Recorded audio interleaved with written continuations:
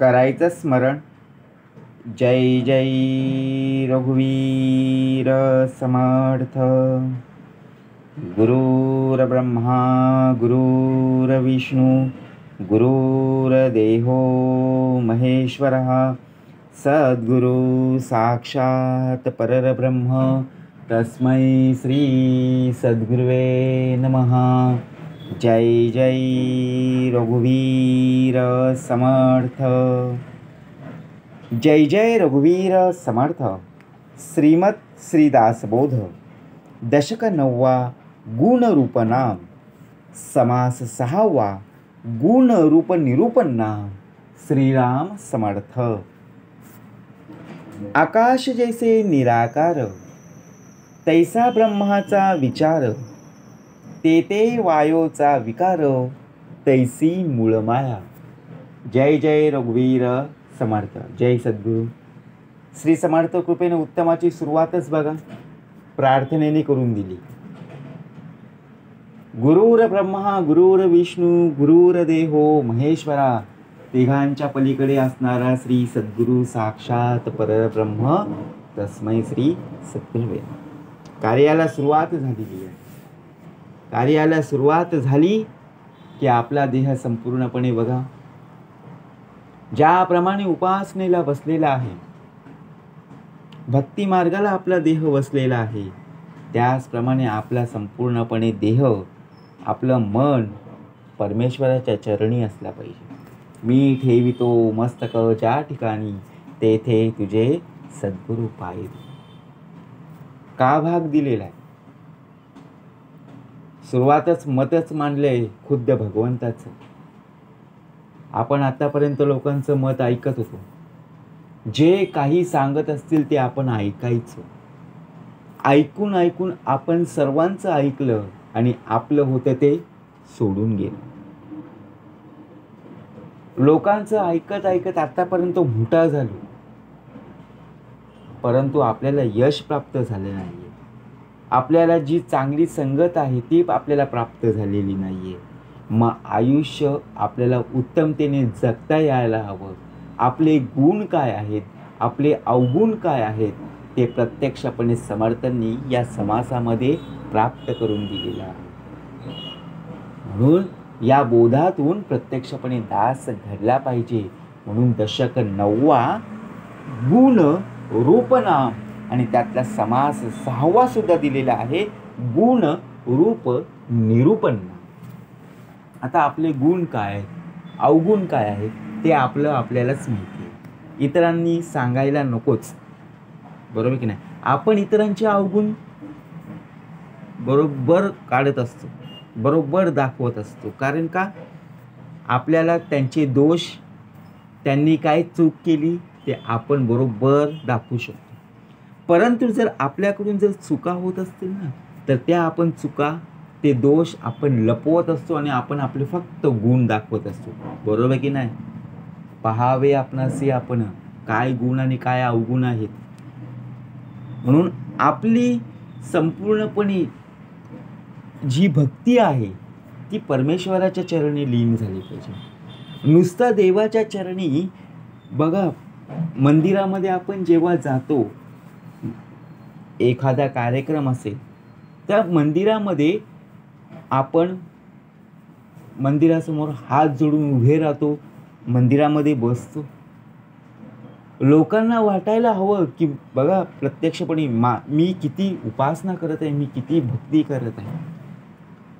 सर्वजण देवदर्शन करून जातात तरी हा अजून मंदिरामध्ये. म्हणजे लोकांना दाखवण्यासाठी भक्ती नको, काय मागणी आहे हे महत्त्व, ही जाणीव असली पाहिजे. आपल्याला दिखावा नाही करायचा आहे, बरोबर की नाही? मी मंदिरामध्ये एवढे वेळ बसतो, पण केलंच काय? नुसतं शरीराने बसलास, पण मनाने तू बाहेर आहेस ना, मनाने संपूर्णपणे भरकटलेला आहेस की लोकांनी माझ्याकडे पाहावं, लोकांनी बघण्याचा दृष्टिकोन माझ्याकडे वेगळा असला पाहिजे. म्हणजे या दृष्टीने तू मंदिरात बसलेला आहेस, परंतु कर्माने आणि ज्याप्रमाणे तुझा दृष्टिकोन आहे हा वेगळा आहे. यामध्ये बदल करता यायला पाहिजे. ज्याप्रमाणे आपण आंघोळ करत असतो, आंघोळ केली बघा प्रत्यक्षपणे जो बाह्य रूप आहे, आपण साबण लावतो, शॅम्पू लावतो, ज्याप्रमाणे जो मळ आहे तो निघून जातो, पण आतमधला जो मळ आहे बघा तो बाहेर काढायचा आहे. त्यासाठी काय हवं? श्रवण हवं, बरोबर की नाही? श्रवणाचा हा अनादर, आळसे करी जो नर, म्हणून भाग दिलेला आहे. स्मरण करूया श्रीराम समर्थ. आकाश जैसे निराकार, तैसा ब्रह्माचा विचार, तेथे वायोचा विकार, तैसी मूळमाया. भाग उत्तमाचा दिलेला आहे. आकाश जैसे निराकार, आपण ज्या ठिकाणी राहत आहोत तेथे आपण ज्याप्रमाणे उभे आहोत, तिथून नजर आपली उंचावर गेली की आपल्याला संपूर्णपणे आकाश दिसत आहे. आकाशामध्ये चंद्र, सूर्य, तारे बघा सर्व काही चांदण्या दिसत आहेत. परंतु आकाश कुठे संपत आहे याचा आपण विचार करतो. पृथ्वी गोल आहे, परंतु आकाश कुठे? आकाशात सर्व सामावलेलं आहे. बघा आकाशात पतितम तोय यथा गच्छति सागरम, सर्वदेव नमस्कारम केशव प्रति गच्छति. या आकाशामध्ये सर्व काही सामावून घेतलेलं आहे. जैसा ब्रह्माचा विचार, तेथे वायूचा विकार. आता वायू बघा, पृथ्वी, आग, तेज, वायू आणि आकाश पंचमहाभूत आहेत, बरोबर आहे. आपण पृथ्वी तलावर राहतो. आप, तेज, वायू आणि आकाश सर्व काही या आकाशामध्ये सामावलेलं आहे. आपण जिथे जाऊ तिथे आकाश आहेच, बरोबर की नाही? म्हणून समर्थ म्हणाले आकाश जसं निराकार आहे ना, तसंच ब्रह्मसुद्धा निराकार आहे. आपल्याला आकार आहे हो, या देहाला आकार आहे. एखादी वस्तू असेल त्याला आकार आहे, परंतु जर पाहायला गेलो तर ब्रह्माला आकार नाही, तो निराकार आहे. आकाशात वायूचा विकार हा उत्पन्न होत असतो आणि ब्रह्माच्या ठिकाणी ज्या रूपाने मूळमाया उत्पन्न होते बघा, भाग कसा दिलेला आहे. तेथे वायूचा विकार, तैसी मूळमाया. आपला देह आणि आपली माया दिसतो तरी देहदारी, परी काहीच नाही अंतरी, तयास पाहता वरी वरी कळेल कैसा. पुढच्या ओवीमध्ये समर्थांनी भाग दिलेला आहे. हे दासबोधी असे बोलिले, ज्ञान दशकी प्रांजल केले, मूळ मायेत दाखविले पंचभूतिक. आता पंचमहाभूत दाखवलेलीच आहेत. ती दासबोधामध्ये आपण वाचत असतो, परंतु वाचत असताना त्याचा अर्थ, जे आपण श्रवण करत आहोत त्याचं मनन, त्याचं निजध्यास, संपूर्णपणे त्याचा अर्थ जर आपल्याला कळत असेल तरच आपण ते वाचत असतो ना. एखादं पुस्तक आहे, एखादं पुस्तक आपण फक्त वाचत असतो. एखादा गोष्टीरूप असेल, एखादा काव्यसंग्रह आहे, परंतु त्याचा जर अर्थच आपल्याला कळलं नाही, त्याचं महत्त्व जर कळलं नाही, तर नुसतं वाचून काय फायदा, बरोबर की नाही? म्हणून दासबोधी असे बोलिले. काय बोलले या दासबोधामध्ये? ज्ञान दशकी प्रांजल केली. 20 दशक 200 समास आहेत. श्रवणाद्वारे घेता शोध, मनन करत्यास विशद परमार्थ होतो. आता 20 दशक 200 समास कोणत्या प्राणी, कोणत्या पशु, कोणत्या पक्षीसाठी लिहून ठेवलेला आहे तो? नाही ना, फक्त या मनुष्य देहासाठी संपूर्णपणे चालू आहे. श्रवण कोणासाठी आहे? कुत्र्या मांजरांसाठी नाही. बघा पशुपक्षी गुणवंत त्यास कृपा करी ती समर्थ, आपल्या देहासाठीच दिलेला आहे. म्हणून ज्ञान दशकी प्रांजल केले, मूळ मायेत दाखविले पंचभूतिक. आता मूळ माया दाखवलेली बघा. तेथे जाणीवतो सत्वगुण, मध्ये तो रजगुण, नेणी व तो तमगुण जाणीचे शक्ती. आता गुण 3 प्रकारचे दाखवलेले आहेत. गुणरूप दाखवलेलेच आहेत ना, तर 3 प्रकारचे गुण आपल्याला दाखवलेले आहेत. पहिला गुण जो दाखवलेला आहे तो उत्तम प्रकारे, तो म्हणजे सत्वगुण. दुसरा जो दाखवलेला आहे तो म्हणजे रजोगुण. आणि तिसरा जो गुण दाखवलेला आहे तो तमगुण. आता सत्व, रज आणि तम, ज्या प्रकारे आपल्या पिंडामध्ये सत्वगुण असतील, सत्वगुणाची बीज उत्तमतेने पिंडामध्ये पेरली तर सत्वगुणाची फळं आपल्याला प्राप्त होणार आहे. आता सत्वगुण म्हणजे काय, तर चांगली उत्तमाची कर्म, चांगले उत्तमाचे गुण आपल्यामध्ये असले पाहिजे. रजोगुण म्हणजे काय, ज्याला एक प्रकारची हाव, ज्याला एक प्रकारचा संपूर्णपणे लोभ प्राप्त झालेला आहे, तो म्हणजे रजोगुण. आणि तमोगुण म्हणजे त्याच्यामध्ये काम, बघा, क्रोध, मत्सर, राग, संपूर्णपणे तामसी वृत्तीचा असलेला देह म्हणजे तमोगुण. आता विचार करा, आपल्यामध्ये कोणता गुण आहे ते आपण पाहतोच ना, म्हणून भाग दिलेला आहे. म्हणाल ते कैची जाणीव, तरी ऐकायाचा अभिप्राव, पिंडी महाकारण देही सर्व साक्षीनी अवस्था. आता जाणीव कशा प्रकारे आहे त्याचा आता अभिप्राय आपण ऐकला गेला पाहिजे. पिंडाचा चौथा महाकारण देह म्हणजे सर्व साक्षीनी तुरी अवस्था. आपल्या देहाची अवस्था काय हो ते आपल्यालाच माहिती. आपल्याला जो देह प्राप्त झालेला आहे, नरदेह प्राप्त झालेला आहे, बघा, जरी नाशिवंत जरी देह असला तरी या देहाची किंमत आपल्याला कळता यायला हवी. आपल्याला फुकट दिलेला देह हा फुकट घालवता कामा नये, म्हणून भाग कसा दिलेला आहे. तैसी मूळ प्रकृती ब्रह्मांडीचे, देह महाकारण साचे, म्हणून तेथे जाणीवेचे अधिष्ठान आले. आता अधिष्ठाता आपल्या अंतरी आहे, बरोबर की नाही. आपल्या अंतरी असलेला संपूर्णपणे परमात्मा सर्व आपला देहाचं रक्षण करत आहे. अंतरीचा अंतरात्मा आहे ना. परंतु जर पाहायला गेलो, तैसी मूळ प्रकृती ब्रह्मांडीचे. आता मूळ प्रकृती ब्रह्मांडीची म्हणजे काय,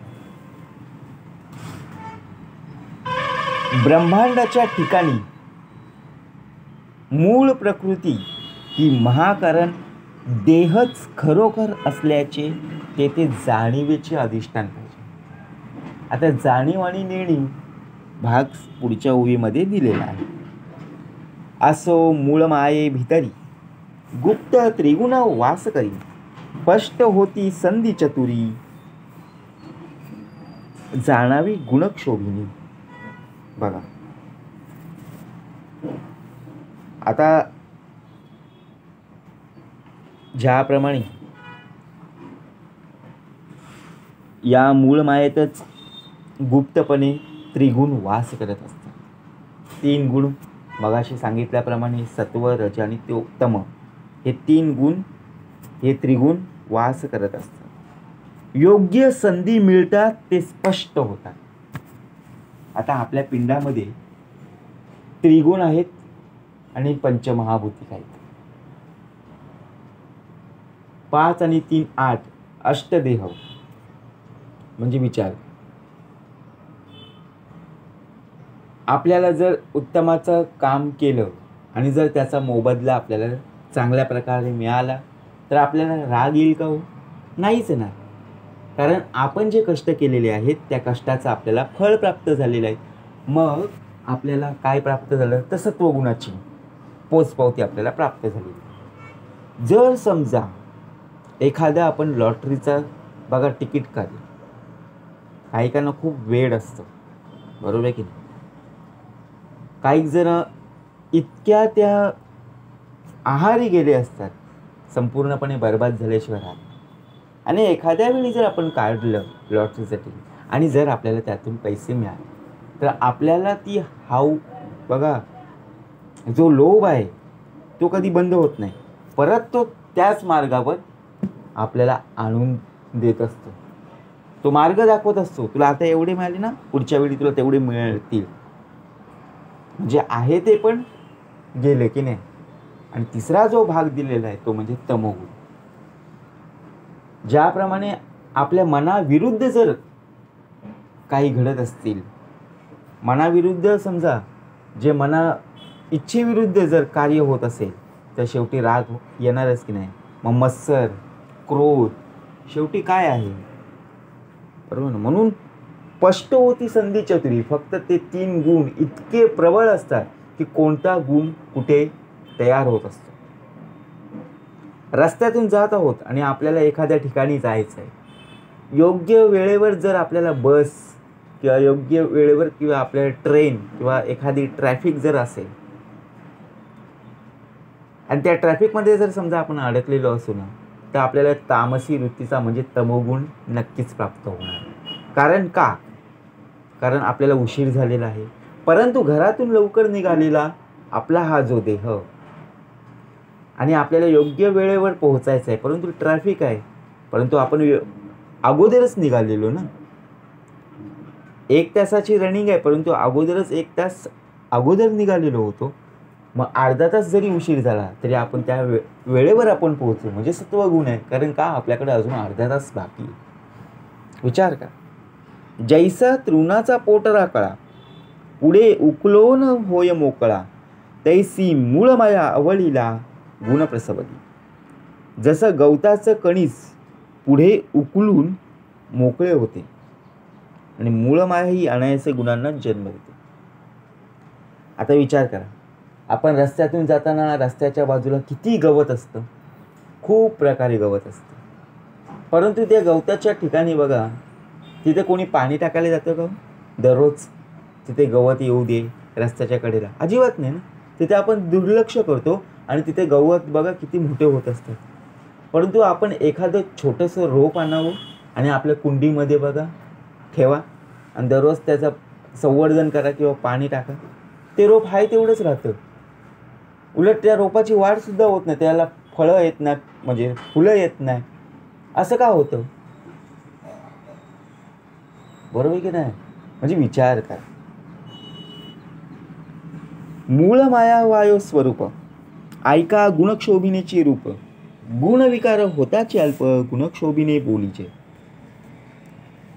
ज्या प्रकारे मूळ माया ही वायू स्वरूप असते. आता गुणक्षोभिनी मायेचं रूप ऐका. मूळ मायेच्या ठिकाणी सूक्ष्म रूपाने गुणरूपी बघा, प्रत्यक्षपणे गुणविकार होताचे अल्प, गुणक्षोभिने बोलीचे. मग माया काय आणि देह काय याचा फरक आपल्याला दाखवलेला आहे.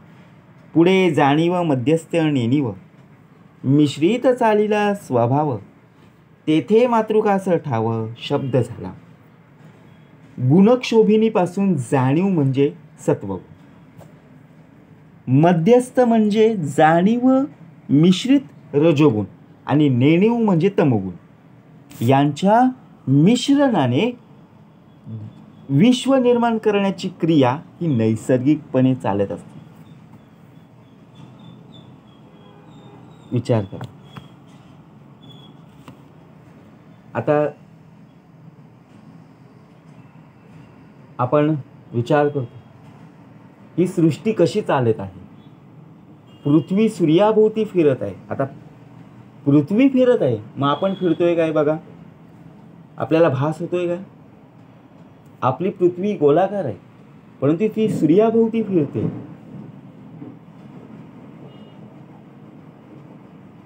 ज्याला जो कार्य दिलेला आहे तो कार्य बरोबर पार पाडत आहे. सूर्यनारायण बघा, बरोबर सकाळी उगवतो, संध्याकाळी मावळतो. चंद्र बघा, ज्याप्रमाणे संध्याकाळ होत्याच आपल्याला चंद्र दिसतो की नाही, चंद्रप्रकाश, आणि तो सकाळी परत निघून जातो. वेळ दिलेला आहे, परंतु आपणच आपल्या वेळ निश्चित करत नाही. संध्याकाळी बघा, एकदा प्रभात काळ होताच घरट्यातील पक्षी संपूर्णपणे बाहेर फिरत असतात आणि संध्याकाळ होताच घरात येतात, बरोबर की नाही? परंतु आपला देह जर पाहायला गेला तर दिवसभर घरामध्ये असतो आणि संध्याकाळ झाली की त्याचा रात्रीचा पत्ताच नसतो, आहे की नाही आहे हे सुद्धा माहीत नसतं. विचार करा. तो शब्दगुण आकाशीचा, ऐसा अभिप्राव येतीचा, शब्देची वेदशास्त्रांचा आकार झाला. आता शब्द हा आकाशाचा गुण असल्याने अर्थातच आकाश झाले. पुढे त्यापासून पृथ्वीपर्यंतची पंचमहाभूत झाली. आता मागाशी सांगितल्याप्रमाणे पंचमहाभूत पृथ्वी, आप, तेज, वायू आणि आकाश. पंचभूते त्रिगुणाकार, अवघा वायोचा विकार, जाणीव नेणिवेचा विचार वायोची करिता. पंचभूते आणि त्रिगुण म्हणजे अष्टदा प्रकृती होय. मूळ मायेतही सर्व सूक्ष्म रूपाने असतात. जाणीव आणि नेणीव यांचा विचारही मूळ मायेमध्येच उत्पन्न होत असतो.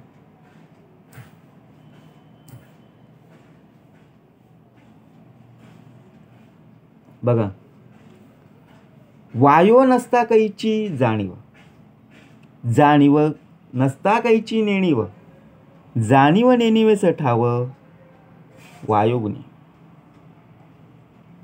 आता हवाच नसती तर जीवसृष्टी तयार झाली असती का हो?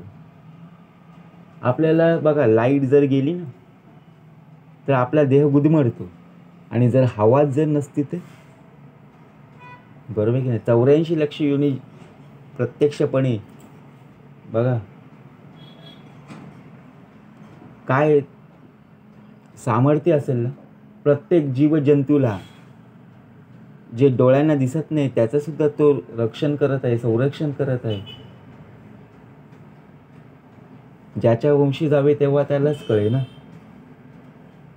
परब्रह्माच्या ठिकाणी जाणीव म्हणजे ज्ञानही नसते व नेणीव म्हणजे अज्ञानही नसते. मूळ माया बघा, ज्याप्रमाणे जाणीव नेणिवेमध्ये जर पाहायला जर गेलो तर वायू, आपण जी येणारी हवा, जो येणारा वारा आपण जाणवतो, आपल्याला जाणवतो, पण आपल्याला डोळ्यांनी दिसत नाही. त्याचप्रमाणे प्रत्यक्षपणे देवाचं कार्य सुद्धा आपल्याला भास होतो. आपल्याला संपूर्णपणे जेव्हा संकट येतं, प्रसंग येतं, तेव्हा आपल्याला मदत करत असतो, पण आपल्याला डोळ्यांनी दिसत नाही, बरोबर की नाही? जेथे मुळीच नाही चलन, तेथे कैसे जाणीव लक्षण, म्हणून वायूचा गुण नेमस्त जाणा. जसे चलनवलन नसेल तर जाणीव तरी कशी असणार? म्हणून चलनवलन हा वायूचा गुण आहे. आता चलनवलन म्हणजे काय? बघा, सामर्थ्य आहे चळवळीचे. चळवळ असेल तरच हवा येईल. वायूचा गुण काय आहे बघा, एका ठिकाणी आपण उभे आहोत आणि तिथे हवाच नसेल तर झाडाचं पान हलेल का? नाहीये, बरोबर की नाही? आपण म्हणतो अरे झाडाचं पान सुद्धा हलत नाही, तर हवाच नाहीये. मग जीवसृष्टी कशी काय तयार होईल? इथे काय ऑक्सिजन घेणार आहे? ज्याने संपूर्णपणे विश्वाची निर्मिती केलेली आहे. बघा काय सामर्थ्य प्राप्त केलं असेल ना. वायूचा गुण काय आहे? हनुमंत वायूचा प्रसिद्ध. भीमरूपी महारुद्रा, वज्र हनुमान मारुती, वनारी अंजनी सुता, रामदूता प्रपंच. एकापासून एक झाले, हे एक उगेची दिसून आले, स्वरूप मुळीच भासले त्रिगुण भूतांचे. एकाहून एक भूत झाले असं उगीच दिसून येतं, पण मूळ मायेत हे त्रिगुणांचं आणि पंचमहाभूतांचं म्हणजे अष्टदा प्रकृतीचं स्वरूप आहे. आणि थोडक्यात म्हणजे मूळ माया म्हणजे अष्टदा प्रकृती. आईसा हा मुळीचा कळदमू, पुढे स्पष्टतेचा अनुक्रम, सांगता एकापासून एक उगमू, हेही खरे. मूळ मायेतच हे अष्टदा स्वरूप प्रथम अव्यक्त होत असते. पुढे स्पष्टपणे बोललंय की एकापासून दुसरं उत्पन्न झाले. असं जरी खरं असलं तरी ते नक्कीच खरं आहे. सांगता एकापासून एक उगमू, हेही खरे. वायोचं कर्दम बोलिला, तयापासून अग्नी झाला, तोही पाहता देखिला कर्दमुची. बघा भाग कसा दिलेला आहे की प्रत्यक्षपणे प्रथम वायूचं मिश्रण असते. काय सांगितलं? परंतु त्यापासून अग्नी तयार झालाय. वायूपासून अग्नी तयार झाला. आता जिथे अग्नी निर्माण झालेली आहे, आग लागलेली आहे, बरोबर की नाही? जिथे आग लागलेली आहे, वणवा पेटलेला आहे.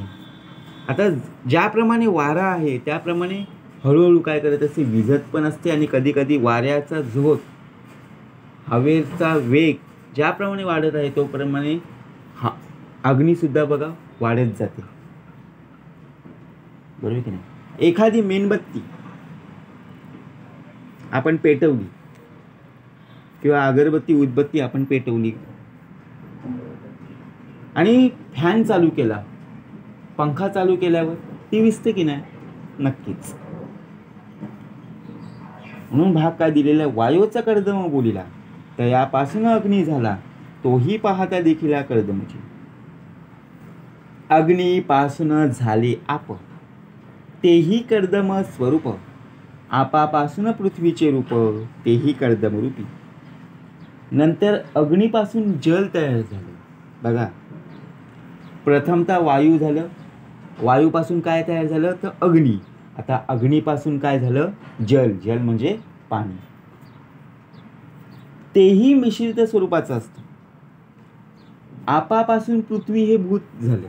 आपापासून बघा पृथ्वी, आप, तेज, वायू आणि आकाश. येथे आशंका उठिली, भूतांस जाणीव कोठे देखिले, तरी भूतांत जाणीवे ऐकिली नाही वाढते. आता मनामध्ये शंका उत्पन्न झाली की यामध्ये सत्यता कुठे जाणीव दिसून येते, की भूतात जाणीव असते असे तर कुठेही ऐकू येत नाहीये. जाणीव म्हणजे जाणते चलन, तेची वायोचे लक्षण, वायो अंगी सकळ गुण मागाने रोखिले. आता जाणीव म्हणजे हेतुपूर्वक केलेली हालचाल. वायूचं हेच लक्षण आहे की वायूमध्ये, मूळ मायेमध्येच सर्व गुण सामावलेले असतात. म्हणून जाणीव नेणीव मिश्रित, अवघे चालिले पंचभूत, म्हणून या भूतांत जाणीव असे. पंचमहाभूतांचा जर विस्तार, जाणीव नेणीव मिश्रित पाहायला जर गेलो तर पंचमहाभूतात जाणीव ही नक्कीच असते. कोठे दिसे कोठे न दिसे, परी ते भूती व्यापून असे, तीक्ष्ण बुद्धी करिता भासे स्थूळ आणि सूक्ष्म. कुठे ती स्पष्टपणे दिसून येते तर कुठे ती दिसत पण नाही, पण सर्व पंचमहाभूतांना ती व्यापून असते. सूक्ष्म बुद्धीने जर विचार केला तर जाणीवेचे सूक्ष्म आणि स्थूल रूप दिसून येते. आता विचार करा. आता एक समर्थाने भाग दिलेला, ज्यावेळी विमान बघा उंचावरून जात असतं, विमान उंचावरून जात असताना आपली नजर त्या विमानावर जर गेली तर आपल्याला ते विमान दिसतं. पण परत नजर आपली भरकटली, इकडे तिकडे गेली आणि परत त्या विमानाला पाहायला गेलं तर विमान दिसत सुद्धा नाही, बरोबर की नाही? म्हणजे काय झालं? आवाज येतो परंतु ते आपल्याला दिसत नाही. पंचभूते आकारली, भूती भूते कालवली, तरी पाहता भासली, एक स्थूळ एक सूक्ष्म. आता पंचभूते बघा, तेव्हा सुद्धा ती एकमेकात वरवर पाहता वेगळी आहे, आणि काही स्थळ रूपाने असतात तर काही सूक्ष्म रूपाने. निरोध वायो न भासे, तैसी जाणीव न दिसे, न दिसे परिते असे भूतरूपे. आता विचार कर, जेव्हा वास वाहत नाही, स्तब्ध असतो, तसंच जाणीवेच आहे. ते दिसत नाहीये पण ते भूतरूपाने असते. आता विचार कर, का सांगितलेलं आहे?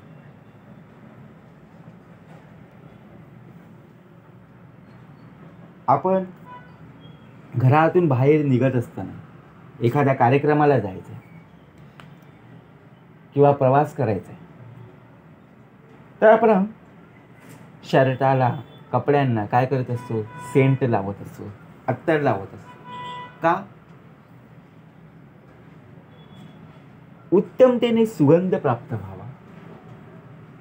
ज्याप्रमाणे आपण प्रवासाला निघत आहोत त्याप्रमाणे बघा आपल्या शरीराला उत्तमतेचा वास येत असतो.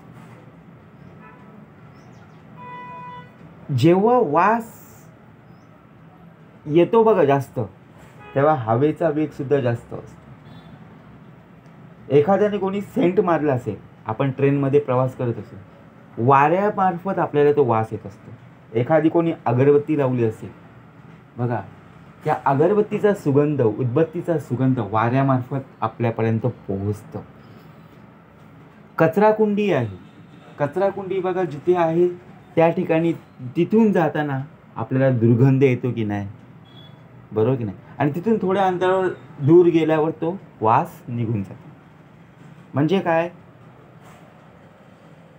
जेव्हा वास वाहत नाही, स्तब्ध असतो, म्हणजे काय? हवेचा जो वेग आहे तो मंदावतो, आणि जेव्हा वारा येतो तेव्हा सुगंध दुर्गंध दूरवर पसरत असतो.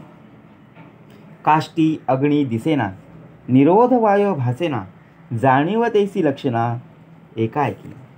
काष्टात अग्नी असतो, तो दिसत नाहीये, आणि वायूचा निरोध होतो तेव्हा तो भासत नाही.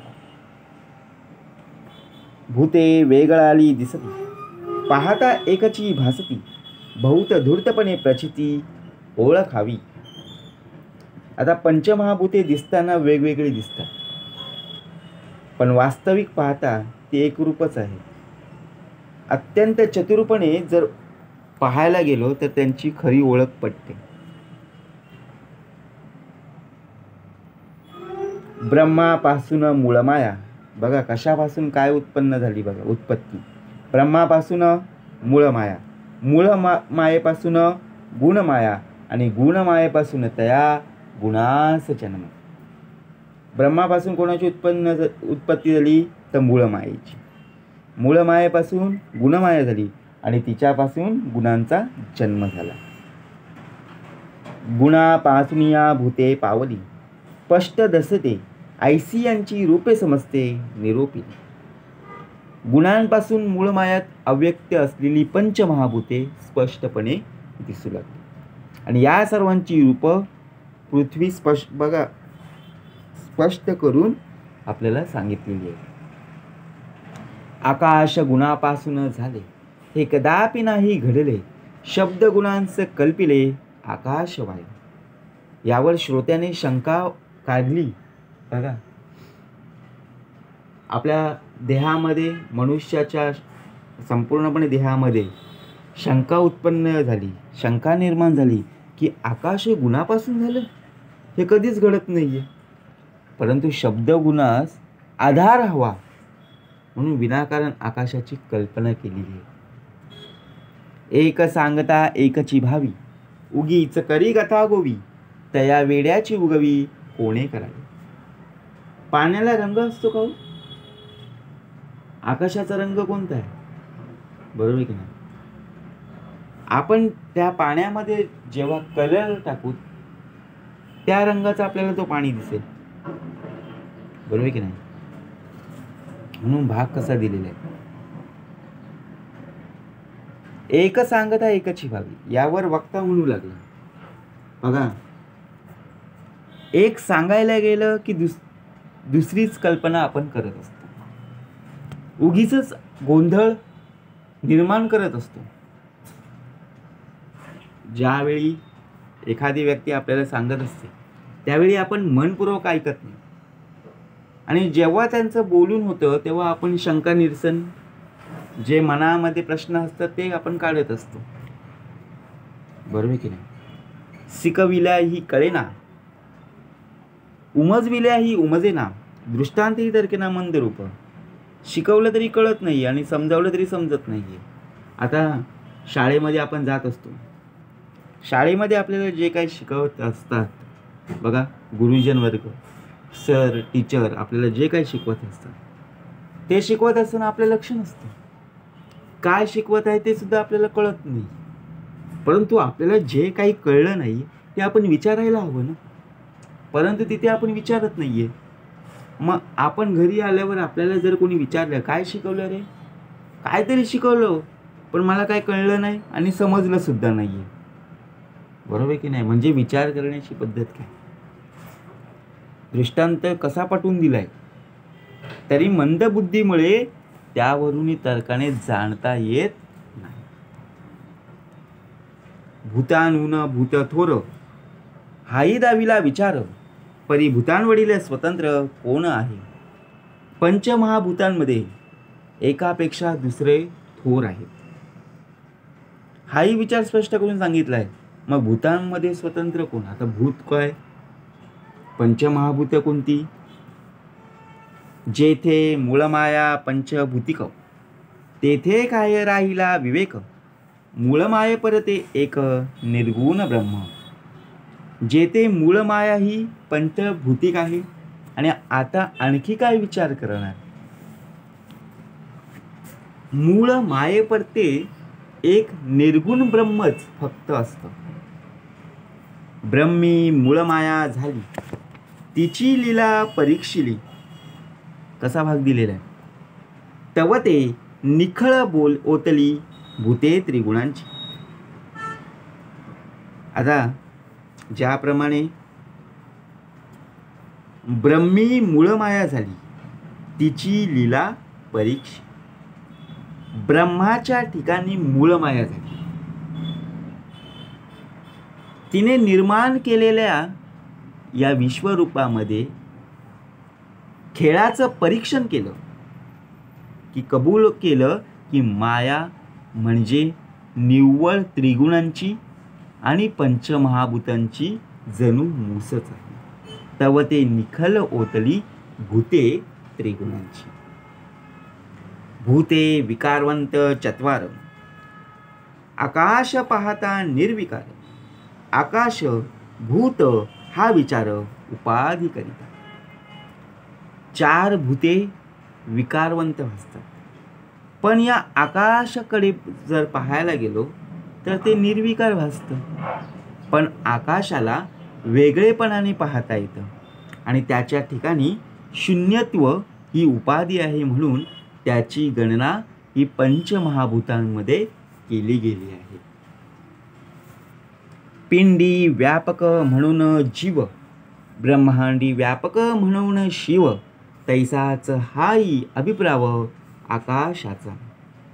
पिंडाला व्यापून असणारी जाणीव तिला जीव म्हणतात. ब्रह्मांडाला व्यापून असणाऱ्या जाणीवेला शिव म्हणतात. तसाच अभिप्राय आकाशाचा आहे. जीव शिवाचा निश्चयो बोलिला असे. पिंडाला व्यापून असणारी कोण? तर जाणीव. आणि ब्रह्मांडाला व्यापून जाणीवेला काय म्हणतात? ते शिव. उपाधी मचे सापडले, सूक्ष्म पाहता भासले. इतुक्यासाठी आकाश झाले भूतरूप. ते शून्यत्वाच्या उपाधीत सापडले आणि सूक्ष्म असून दृष्टीला भासले, म्हणून आकाश हे भूतरूप झाले. आकाश अवकाश तो भकास, परब्रह्म ते निराभास, उपाधी नसता जे आकाश, हे तेची ब्रह्म. आकाश हे अवकाश रूप असल्याने ते शून्य आहे आणि परब्रह्म हे निराभास आहे. शून्यत्व रहित जे आकाश तेच ब्रह्म आहे. जाणीव नेणीव मध्यमान, हेची प्रमाचे गुणाचे प्रमाण, येथे निरूपिले त्रिगुण रूपे सहित. आता सत्वगुण, तमोगुण आणि रजोगुण या गुणांचं प्रमाण म्हणजे जाणीव नेणीव. जाणीव नेणीव मिश्रित असं आहे. प्रकृती पावली विस्तारते, पुढे एकाचे एकची होते, विकारवंताची तयाते नेम कैसा. पुढे अष्टदा प्रकृती विस्तार पावली व एकातून एक पदार्थ निर्माण झाले आणि प्रकृती ही विकारवंत असल्यामुळे तिच्यातून असंख्य वस्तू कशा निर्माण झाल्या याबद्दल आश्चर्य करायला नको.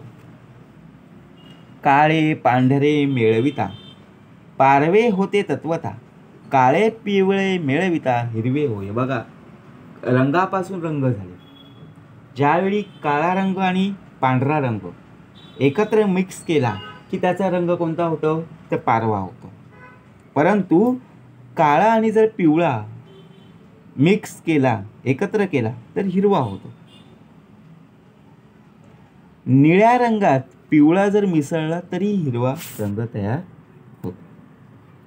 ऐसे रंग नाना परी, मेळविता पालट धरी, तैसे दृश्य हे विकारी विकारवंत. याप्रमाणे नाना रंगाचे मिश्रण केले की नवनवीन पाहायला मिळतं की नाही, की पहिल्या रंगाचं स्वरूप बदलून जातं. त्यामुळे सर्व दृश्य दृष्टी ही विकारवंत आहे. एका जीवने नाना रंग, उमटो लागती तरंग, पालटाचा लाग वेग, किती म्हणून पहावा. आता विचार करा, एका जीवने नाना रंग.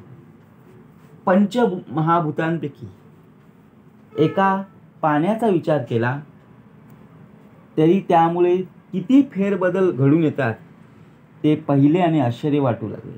मुळात पाणी एकच असून त्यावर अनेक तरंग आणि पाहता पाहता इतका बदल घडून येत असतो की सांगणेही मुश्किल होत असतं. आता आपण समुद्रकिनारी जेव्हा जातो त्यावेळी समुद्राच्या ज्या लाटा येत असतात ते सांगून येत नाही किती उंचावरून किती खोल, बघा किती जोराने येत आहेत. एका उदकाचे विकार, पाहता दिसती अपार, पांचभूतांचे विस्तार 84 लक्ष. उदक हे पंचमहाभूतांपैकी एक, म्हणजे पाणी हे पंचभूतांपैकी एक आहे. त्याचे विकार जर अपार आहेत तर मग सर्व पंचमहाभूतांचा विस्तार तरी किती सांगायचा. 84 लक्ष जीवयोनी हा पंचमहाभूतांचाच विस्तार आहे. नाना देहाचे बीज उदक, उदकांपासून सकळ लोक, किडा मुंगी स्वापादिक उदकेची हो. अनेक प्रकारच्या देहाचं बीज हे उदकच आहे. उदकापासूनच सर्व लोक निर्माण झाली. किडा मुंगी श्वापादिक जेवढी जीवसृष्टी दिसून येते ती उदकामुळेच उत्पन्न झालेली आहे. पाण्याच्या एका थेंबापासून संपूर्णपणे जीवसृष्टी निर्माण झालेली आहे. एवढं पाण्याला सामर्थ्य. शुक्लित श्रोणीत म्हणजे नीर, त्या नीराचे हे शरीर, नखे दंत अस्ति मात्र उदकाचे होती. रेत रक्त म्हणजे पाणीचा, त्या पाण्याचेच हे शरीर संपूर्णपणे बनलेलं आहे. शरीरातील नख दात अस्ति वगैरे उदकापासूनच तयार झालेली. मुळ्यांचे बारीक पागोरे, तेने पंथे उदक भरे, त्या उदकेची विस्तारे वृक्ष मात्र. झाडाच्या मुळाचे जे बारीक तंतू असतात ना, त्या मार्गानेच उदक ज्या वृक्षाचे सर्व अवयवान भरले जातं त्या उदकाच्या मुळाचा, बघा वृक्षाचा जर विचार केला आपल्याला मोठी मोठी झाडं दिसत असतात, परंतु त्या झाडाचं मूळ हे जमिनीखाली असतं. आपण वरून पाणी जरी टाकलं तरी ते मूळ पूर्णपणे शोषून घेतो आणि संपूर्ण फांद्या, संपूर्ण तंतू, संपूर्ण पाण्यापर्यंत पोहोचवण्याचं कार्य करत असतं. आंब वृक्ष मोहरा आले, अवघे उदका करिता झाले, फळी फुली लगडले सावकाश. आता आंब्याची वृक्ष आहेत, आंब्याच्या झाडाला प्रथमतः मोहर येतं, यथावकाश ते जी फुलं असतात बघा, मोहर येतं, संपूर्णपणे भरला की छोटे छोटे कैरी असतात, नंतर आंब्यामध्ये रूपांतर होऊन कच्चा होतो आणि नंतर मग पिकलेला आपल्याला पाहायला मिळतो. अशी सोय करून दिलेली आहे ना, त्याचा तो चित्र. खोड फोडून आंबे पाहता, तेथे दिसेना सर्वथा, फांद्या मोडून फळे पाहता, पोलीस आले.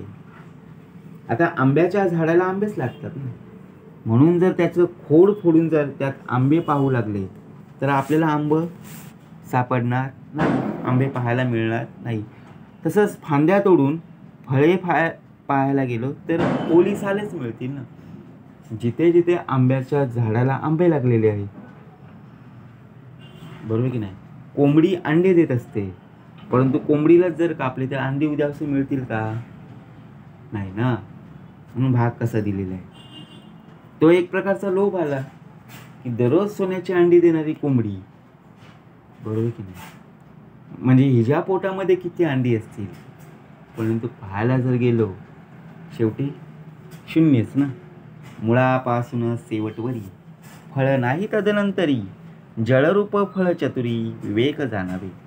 मुळापासून शेंड्यापर्यंत अशा प्रकारे जर पाहायला गेलो तर फळ दिसून येत नाही, पण झाडाला येणारं फळ हे जलरूप असतं. तेची जळ शेंड्या चढे, तेव्हा वृक्ष मात्र लगडे, एकाचे एक चिघडे येणे प्रकारे. तेच जल शेंड्यापर्यंत पोहोचतं आणि वृक्ष फळांनी लगडून येतो. पत्रे पुष्पे फळे भेद, किती करावा अनुवाद, सूक्ष्म दृष्टीने विशद होत आहे. एकाच पाण्यापासून पानं फुलं फळं इत्यादीमध्ये बदल घडून आले. किती म्हणून वर्णन करावे हो, ज्याने संपूर्णपणे सामर्थ्य प्राप्त करून दिलेलं आहे. भूतांचे विकार सांगो किती, क्षणाक्षणा पालटती, एकाचे विकार एकाचे एकची होती नाना वर्ण. पंचमहाभूतांचे विकार तरी किती आता सांगणार. त्यात क्षणोक्षणी बदल करायला हवं आणि अनेक रंग त्यापासून उत्पन्न होत असतात. त्रिगुणभूतांची लटपट, पाहो जाता हे खटपट, बहुरूप भू पालट, किती म्हणून सांगावं. त्रिगुण आणि पंचमहाभूतांच्या मिश्रणांची ही सर्व करामत आहे. यासंबंधी विचार करता असंख्य रूप, असंख्य बदल आपल्याला पाहायला मिळत आहे. ये प्रकृतीचा निरास, विवेक वारावा सावकास, मग परमात्मा परेश, अनन्य भावे भजावा. या अष्टदा प्रकृतीचे निराकरण विवेकाने सावकाश करून तिला बाजूला सारवावं आणि अनन्य भावाने परमात्मा जो परेश आहे त्याच भजावे. म्हणजे जेवढं काही प्राप्त झालेलं आहे ते सर्व एका उदकामुळे झालेलं आहे, बरोबर की नाही. म्हणून पाण्याला किती महत्त्व आहे. पाणी हे जीवन आहे, बरोबर की नाही. ज्याप्रमाणे अनन्य भावे भजावे, कोणाशी एकरूप आपला देह असला पाहिजे. ज्या ज्या स्थळी हे मन जाय माझे, त्या त्या स्थळी हे निजरूप तुझे, मी ठेवितो मस्तक ज्या ठिकाणी, तेथे तुझे सद्गुरु पाय दोन. ये प्रकृतीचा निरास, विवेक वारावा सावकाश, मग परमात्मा परेश, अनन्य भावे भजावा. इति श्रीदास बोधे गुरु शिष्य संवादे, गुण रूप निरूपन्ना समास 6वा. जय जय रघुवीर समर्थ.